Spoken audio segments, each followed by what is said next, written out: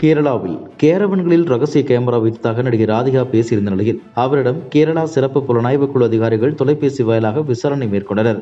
இது தொடர்பாக ராதிகா செய்தியாளரிடம் அளித்த விளக்கம்: கேரவன் விவகாரம் குறித்து விளக்கம்தான் கூறினேன், புகார் அளிக்கவில்லை. எல்லா துறைகளிலும் பிரச்சனை உள்ளது.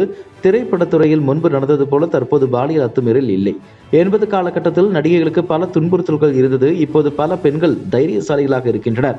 தற்காலத்தில் பெரும்பாலான இளைஞர்களின் மனநிலை தவறாக உள்ளது. இதுபோன்ற சமயத்தில் பெரிய நடிகரால் பிரச்சனை வந்தபோது நடிகை ஒருவரை காப்பாற்றினேன். இதற்காக இன்று வரை அவர் என்னுடன் நட்பில் இருக்கிறார்.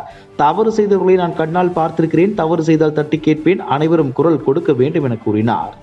பாஜக தேசிய செயலாளர் ராஜா செய்தியாளரிடம் பேசும்போது, தமிழகத்தில் இந்து விரோத தீய அரசாங்கம் செயல்பட்டு வருகிறது. அண்மையில் பழனியில் நடைபெற்றது ஆன்மீக மாநாடு இல்லை என அமைச்சர் உதயநிதி ஸ்டாலின் பேசினார்.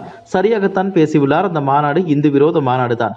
முருக கடவுளை வைத்து அரசியல் செய்வதை இந்துக்கள் ஏற்றுக்கொள்ள மாட்டார்கள். முன்னாள் முதலமைச்சர் கருணாநிதி சமச்சீர் கல்வியை கொண்டு வந்தார். ஆனால் தமிழக முதலமைச்சர் மு க ஸ்டாலின் மகள் பள்ளியில் சமச்சீர் கல்வி இல்லை. அப்படி என்றால் நீங்களே கருணாநிதியை மதிக்கவில்லை என்றுதான் அர்த்தம். மொழிக் கொள்கையில் பிடிவாதம் பிடித்தால் திமுக எம்பி டி.ஆர். பாலு, முன்னாள் அமைச்சர் ஆற்காடு வீராசாமி, அமைச்சர் துரைமுருகன் உள்ளிட்ட திமுகவினர் நடத்தும் அனைத்து சிபிஎஸ்இ பள்ளி வாசலிலும் சமச்சீர் கல்வியை நடைமுறைப்படுத்த வலியுறுத்தி போராட்டம் நடத்த வேண்டும். இல்லை என்றால் வாயை மூடிக்கொண்டிருக்க வேண்டும் என்று அவர் தெரிவித்துள்ளார். மதுபான கொள்கை ஊழல் வழக்கில் கைதாகி ஜாமீனில் வெளியே வந்த டெல்லி ஆம் ஆத்மி முதலமைச்சர் அரவிந்த் கெஜ்ரிவாலை அவரது இல்லத்திற்கு கடந்த மே 13 நேரில் சந்திக்க ராஜ்யசபா பெண் எம்பி சுவாதி மாலிவால் சென்றார். அப்போது கெஜ்ரிவாலை சந்திக்க விடாமல் தனி செயலர் விபவ் குமார் அடித்து உதைத்து தாக்கியதாக சுவாதி மாலிவால் பரபரப்பு கூறினார். இதனை ஆம் ஆத்மி அமைச்சர் அதிஷி மறுத்தார். எனினும் இந்த விவகாரம் தேசிய அளவில் பரபரப்பை ஏற்படுத்தியதை அடுத்து டெல்லி போலீசார் விபவ் குமார் மீது வழக்கு பதிந்து கடந்த மே 18 கைது செய்தனர். வழக்கு டெல்லி ஹசாரி கோர்ட்டில் நடைபெற்று வருகிறது. விசாரணைக்கு ஒத்துழைக்க மறுக்கிறார் என டெல்லி போலீசார் தொடர்ந்து குற்றம் சாட்டியதால் பலமுறை கோர்ட் காவல் நீட்டிக்கப்பட்டது. கடந்த ஜூலை மாதம் ஜாமீன் கோரிய மனுவை விசாரித்த டெல்லி ஹைகோர்ட் ஜாமீன் மறுத்தது.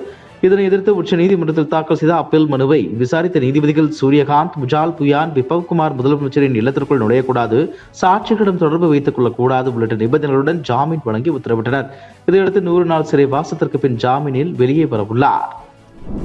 டெல்லியில் உள்ள பாஜக தலைமை அலுவலகத்தில் பிரதமர் மோடி தலைமையில் ஆலோசனை கூட்டம் நடைபெற்றது. இதில் மத்திய அமைச்சர்கள் ஜே பி நட்டா, அமித்ஷா, கிரண் ரிஜிஜு, நிர்மலா சீதாராமன் உள்ளிட்டோர் பங்கேற்றனர். இதில் பிரதமர் மோடி கலந்து கொண்டார். இந்த கூட்டத்தில் கட்சி உறுப்பினர்கள் புதுப்பித்தல், சான்று வழங்குதல், புதிய உறுப்பினர்களை சேர்த்தல் ஆகியவற்றை துவக்கி வைத்தார். பின்னர் மோடி பேசியது, கட்சியின் மூத்த உறுப்பினர்கள், நிர்வாகிகள் மக்களுக்காக ஓய்வின்றி பணி செய்ய வேண்டும். ஜனநாயகத்தை பாதை பின்பற்றி முதலில் நம் தேசம் என்பதை கொள்கையாக கொண்டு செயல்பட வேண்டும். வரும் தேர்தல்களில் அதிகபட்சமாக பெண்கள் வாக்களிக்க வைப்பதை ஊக்குவிக்க வேண்டும். புதிய உறுப்பினர் சேர்த்தல் பணியை தீவிரப்படுத்த வேண்டும் என அவர் பேசினார். சட்டவிரோத பண பரிமாற்ற வழக்கில் முன்னாள் அமைச்சர் செந்தில் பாலாஜி கடந்த ஆண்டு ஜூன் மாதம் அமலாக்கத்துறையால் கைது செய்யப்பட்டார். கடந்த ஓராண்டுக்கும் மேலாக சிறையில் இருக்கும் செந்தில் பாலாஜியின் ஜாமீன் மனு தொடர்ந்து தள்ளுபடி செய்யப்பட்டு வருகிறது. இதனிடையே போக்குவரத்து துறையில் வேலை வாங்கித் தருவதாக கூறி பணத்தை பெற்று மோசடி செய்த விவகாரத்தில் பாதிக்கப்பட்ட ஆரணியை சேர்ந்த பாலாஜி என்பவர் சுப்ரீம் கோர்ட்டில் மனு ஒன்றை தாக்கல் செய்தார். அதில் செந்தில் பாலாஜிக்கு எதிரான முறைகேடு வழக்கை ஓராண்டுக்குள் நிறைவு செய்ய வேண்டும் என்றும், ஊழல் வழக்குகளை விசாரிப்பதில் அரசு செய்யும் தாமதம் குறித்து சிறப்பு புலனாய்வு குழு விசாரிக்க வேண்டும் என்றும் வலியுறுத்தியிருந்தார். இந்த நிலையில் மீண்டும் இந்த வழக்கு விசாரணைக்கு வந்தபோது அரசியல்வாதிகள் தொடர்புடைய அனைத்து வழக்குகளுமே சிக்கல் நிறைந்ததாகத்தான் இருக்கிறது. அனைத்துக்கும் சிறப்பு வக்கீலை நியமித்து விசாரணை நடத்துவது இயலாத காரியம். சிறப்பு வழக்கில் தனது பணியை கவனத்தில் வைத்து பொறுப்புடன் செயல்பட வேண்டும். செந்தில் பாலாஜி வழக்கில் கீழமை நீதிமன்ற விசாரணையை சுப்ரீம் கோர்ட்டே நேரடியாக கண்காணிக்கும். விசாரணை எப்படி நடக்கிறது என்பதை அறிய அடிக்கடி அறிக்கை பெற்று ஆய்வு செய்யப்படும் என நீதிபதிகள் கூறினர். மேலும் செந்தில் பாலாஜி மீது வழக்கு பதிவு செய்ய அனுமதி கேட்ட கோப்புகளை 6 மாதங்களை கடந்தும் கவர்னர் நிலுவையில் வைத்தது ஏன் என்றும் சுப்ரீம் கோர்ட் கேள்வி எழுப்பியுள்ளது. தமிழக வெற்றிக் கழக தலைவர் விஜய் அரசியல் களத்தில் இறங்கியுள்ளார்.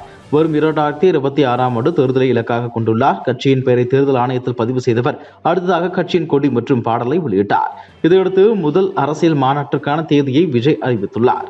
இதன்படி தமிழகத்தில் பல இடங்கள் தேர்வு செய்யும் பணி நடைபெற்ற நிலையில் விக்கிரவாண்டியில் செப்டம்பர் 23 மாநாடு நடைபெறவுள்ளது. தாவேகா மாநாட்டிற்கு அனுமதி கேட்டு எஸ்பியிடம் கடிதம் வழங்கப்பட்டுள்ளது. இதனிடையே மாநாடு நடைபெறும் இடம் பேருந்து செல்கின்ற முக்கிய தேசிய நெடுஞ்சாலைக்கும் ரயில் போக்குவரத்திற்கும் இடைப்பட்ட பகுதியாக உள்ளது. எனவே அதிக அளவில் கூட்ட நெரிசல் ஏற்பட்டால் தேசிய நெடுஞ்சாலையில் போக்குவரத்து முற்றிலும் தடைபடும் சூழல் உருவாகும். இதனை கருத்தில் கொண்டே காவல்துறை சார்பாக அனுமதி கொடுப்பதில் கால தாமதம் ஏற்படுவதாக கூறப்படுகிறது. இந்த சூழ்நிலையில் மாநாட்டு மேடை அமையும் பகுதி தொடர்பாகவும் மாநாட்டிற்கு வருபவர்களுக்கு செய்யப்பட்டுள்ள பாதுகாப்பு ஏற்பாடு தொடர்பாகவும் 21 கேள்விகளை கேட்டு தாவேகா தலைவருக்கு விழுப்புரம் மாவட்ட எஸ்பி நோட்டீஸ் அனுப்பியுள்ளார். இந்த கேள்விகளுக்கு 5 நாட்களுக்குள் பதில் அளிக்குமாறும் தெரிவிக்கப்பட்டுள்ளது. 100 கோடி ரூபாய் நில அபகரிப்பு வழக்கில் எம்.ஆர். விஜயபாஸ்கரின் சகோதரர் சேகருக்கு 10 நாள் நீதிமன்ற காவலில் வைக்க உத்தரவளித்துள்ளது. கரூரை சேர்ந்த பிரகாஷ் என்பவருக்கு சொந்தமான 100 கோடி ரூபாய் நிலத்தை அபகரித்ததாக வழக்கு தொடரப்பட்டது. இருவரையும் செப்டம்பர் 12 வரை நீதிமன்ற காவலில் வைக்க கரூர் மாவட்ட விரைவு நீதிமன்ற நீதிபதி R.M. மகேஷ் உத்தரவளித்துள்ளார். சேகர் செல்வராஜிடம் 3 மணி நேரத்திற்கு மேலாக சிபிசிஐடி போலீசார் விசாரணை நடத்தினர். இதுபோன்ற செய்திகளை மேலும் தெரிந்து கொள்ள எங்களது யூடியூப், ஃபேஸ்புக் மற்றும் ட்விட்டர் ஆப்களை சப்ஸ்கிரைப் செய்யவும்.